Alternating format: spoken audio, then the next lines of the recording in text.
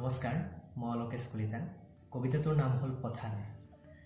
জনশূন্য বিশাল পথাৰখনত ময়ে ৰজা, ময়ে প্ৰজা, কেৱল মই আৰু মই। জ্বলি থকা জোনটি, জ্বলি থকা চাকি গছ আৰু জ্বলি থকা মোৰ হৃদয়ৰ বেদনাৰ খৰিকা।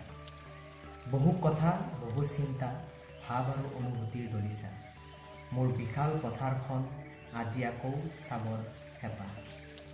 সৌ দূৰত কোলাহল বাঢ়ি অহা মোৰ প্ৰজাতি সেই দানৱৰ কথা। তোৰ বুকুত গজা শস্য, প্ৰতিযোগিতা, ধ্বংস, কেৱল ধ্বংস। ইয়াত ঘৰ, অট্টালিকা, কাৰখানা, কৃত্ৰিমতাৰ ভিৰত হ'ব এখন বজাৰ। তোৰ সাৰ পানীত ডাঙৰ হোৱা শস্য আৰু মোৰ মূল্য হেৰাব। এদিন আহিব, সিদিনা সকলো থাকিও সকলো হেৰাই যাব, সকলো কঙাল হ'ব।